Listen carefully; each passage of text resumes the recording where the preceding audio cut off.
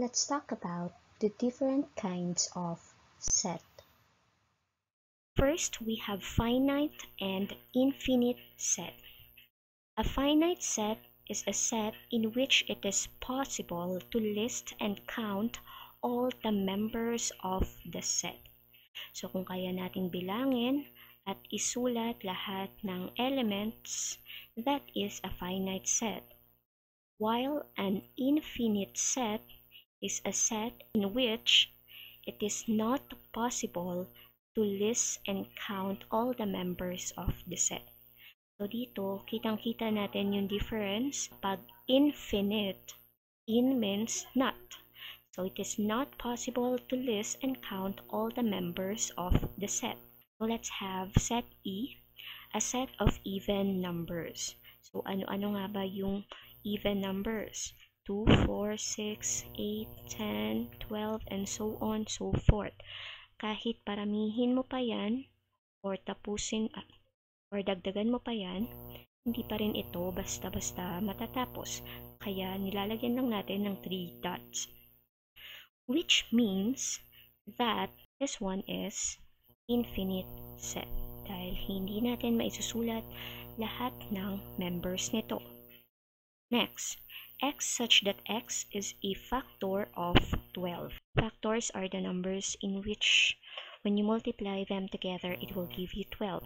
Just like 1 times 12, 2 times 6, 3 times 4. So ito lang yung factors ng 12. Therefore, this one is a finite set. Next is set G, which is a set of months in a year. So kahit hindi natin isulat yung months in a year, we know that there are only 12 months in a year. So this one is also a finite set. And the last one, x such that x is a whole number. So dito, alam naman natin ang mga whole numbers, 1, 2, 3, 4, 5, 100, 200, 300, walang katapusan din. So therefore, this one is an infinite set. Okay? Meron tayong tinatawag na equal and equivalent sets. Two sets are said to be equal if they have exactly the same elements. That means parehong-pareho. Meron bang sets dito na almost the same or exactly the same ang elements? We have CARE and RACE. So therefore here, we can say that set W is equal to set Z. Meron pa ba? Red, blue, yellow, 1, 2, 3, and then set A, naka-rule method lang to. X such that x is a positive whole number less than 4.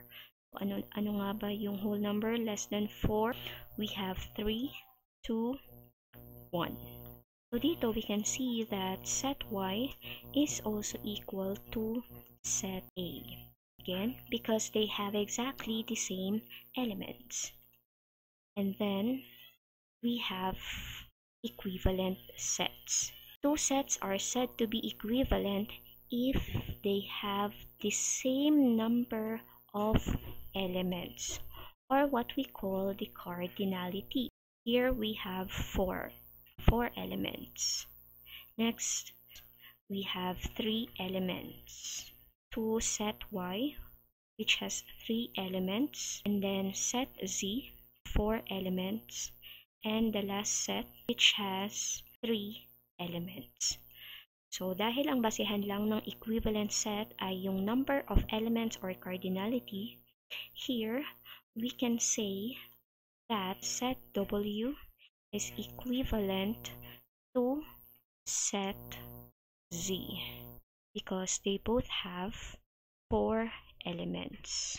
Alin pa ba ang equivalent sets dito? So I think we have set X equivalent to set Y and also equivalent to set A. These 3 sets have the same cardinality. Next, we also have empty set which is a set without elements. Kaya nga tinawag na empty. Or other term is null set. So this is denoted by this symbol. Kung nakikita nyo, yung braces walang laman. Kaya siya empty set at mukhang 0 na may slash pa. Set E. X such that X is the set of counting numbers less than 0. Ang counting numbers ay nag-start from 1, 2, 3, 4, and so on so forth. Lahat ng counting numbers ay positive, which means set E is a null set or an empty set. Wala tayong malagay na element sa kanya. Another example, set Y is a set of cars with 2 wheels. Ang kotse ay may 4 na gulong at walang kotse na 2 lang kasi iba na yung tawag doon. Set Y is also an empty set. Pwede kong gamitin yung braces or itong 0 na may slash to represent empty or null set. Hindi pwedeng pareho nating gagamitin yun at the same time. For example, ganito yung pagsulat. So, hindi pwede. Kasi, ibig sabihin yan, ito yung laman sa loob ng braces. Hindi pwedeng gamitin mo sila ng sabay. So, this one is wrong. Now, meron din tayong tinatawag na universal set. Kapag sinabing universal set, it is denoted by the capital letter U, and it contains all the elements being considered in a given situation. For example, here, may mga elements ang bawat set like 2, 4, 6, 8, and 10. So, lahat ng elements ng set A, B, and C ay nasa universal set, which means kinonsider niya na mare-represent niya lahat ng elements from set A to set C. So that is the universal set for sets A to C. And we have subsets and proper subsets. When we say subset, set A is a subset of B denoted by this symbol if and only if every element of A is also an element of B. So, ano-ano yung mga maliliit na grupo ng sets na pwede nating mabuo out of a given set. So, let's take a look on this example. Set P, so ang mga elements ay red, yellow, blue. Ang pwede natin gawin ay R lang, kanya-kanyang grupo ng elements, or pwede rin namang 2 members at a time, or pwede rin namang isang grupo na lang sila. And nakalagay dito, an empty set or null set is always a subset of any set. That means walang element dito. So ito yung mga subsets or subgroup na babubuo natin out of these elements. Ngayon, pwede nating pangalanan ang bawat subset na ito with a capital letter. So we can have set A, set B, H, which means set F is a subset of set B. Ibig sabihin, every element ng set F ay nasa set B. Another example, set B is a subset of set E. Okay? So yun ang ibig sabihin ng subset. Let's have set E as the element X such that X is a positive even number less than 10. 2, 4, 6, and 8. So, ano-ano naman yung mga grupo na pwede nating magawa out of this? Pwedeng 2 lang, pwedeng 4 lang, pwedeng 6, pwedeng 8, pwedeng combination ng dalawang numbers, tatlong numbers, or pwede rin naman exactly the same. And of course, don't forget the null set.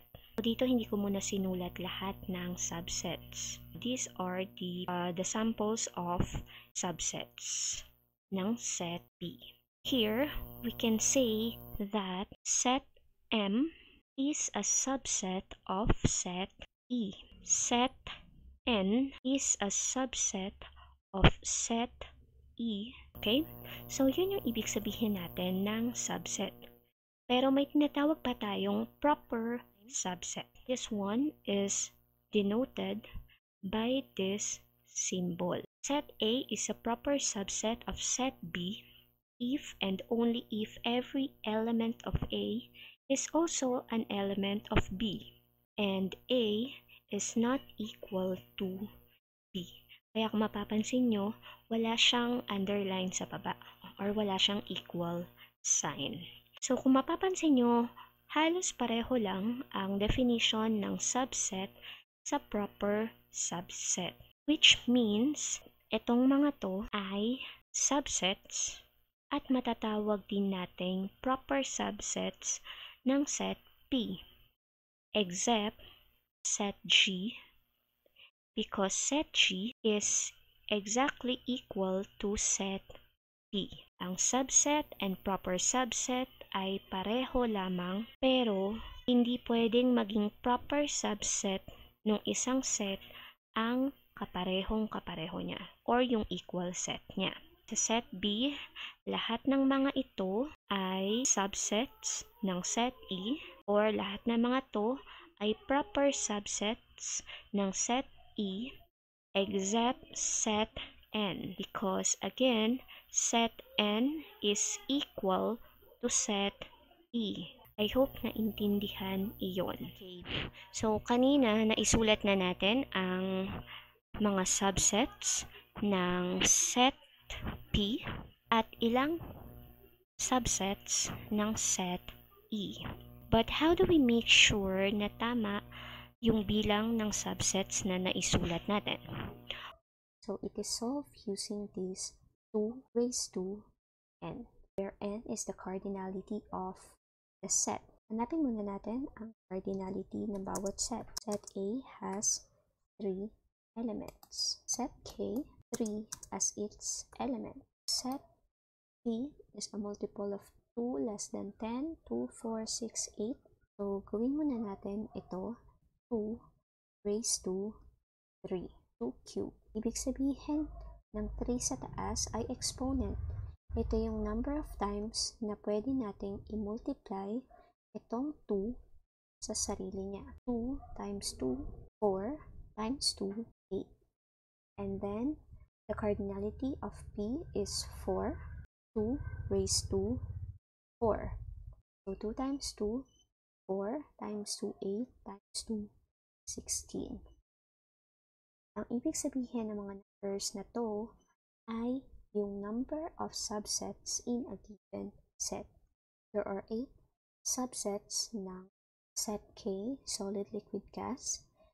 And kung isusulat natin lahat ng subsets ng set P, dapat meron itong 16 subsets. Okay, now, let's summarize the symbols that we have learned for this lesson. First one is this symbol. That means an element of. The second one means is not an of. Gamitin natin itong mga sets na ito para magbigay ng halimbawa. Element 5 is an element of set A. For the second one, 2 is not an element of set B. Next, n of A. N means the cardinality. The cardinality of set C is 4 elements. Next is the equal symbol. Equal means they have exactly the same element. We have set D is equal to set because they both have the same elements, MATH. The next symbol is the equivalent sign. We can say the equivalent if they have the same cardinality or number of elements. So actually set D is also equivalent to set E. Also have set A is equivalent to set B because they both have 5. The next symbol is for empty set or null set. So ito yung ginagamit nating symbol para masabing walang element sa loob ng set na iyon. The next is the universal set. Universal set is a set that represents set A, set B, set C, and set D.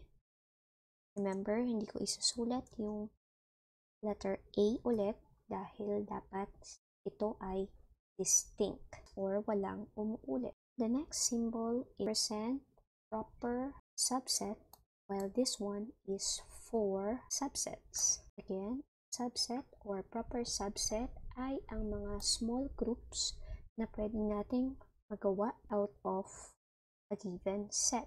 For example, we will create some sets like set F and set G. So here, from these subsets, we can say that set is a proper subset of C, and set G is a subset of set B.